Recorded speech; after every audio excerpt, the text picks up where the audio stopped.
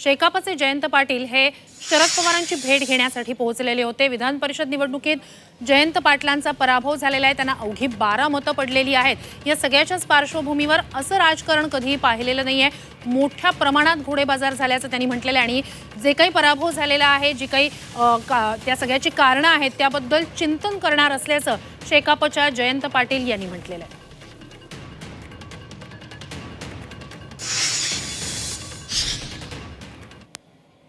कारण म्हणजे काय, याच्यामध्ये ज्या पद्धतीचा घोडाबाजार झालेला आहे की महाराष्ट्राच्या आणि देशाच्या आयुष्यामध्ये पहिल्यांदा एवढ्या मोठ्या प्रमाणात घोडाबाजार झालेला आहे। त्याच्यावर मी पराभव आहे। आता मी त्याचं आत्मचिंतन करतो आहे। आता आमची सेंट्रल कमिटीची मीटिंग चालू आहे, तेवढ्यासाठी विजय झाला असला तरी आम्ही आत्मचिंतन करतो आणि पराभव झाला तरी आम्ही आत्मचिंतन करतो। तर त्याबाबत काय नाही, पुन्हा लढू, त्याच्यात काय फरक येत नाही आहे। पण महाराष्ट्राच्या राजकारणामध्ये या पद्धतीचं राजकारण नव्हतं।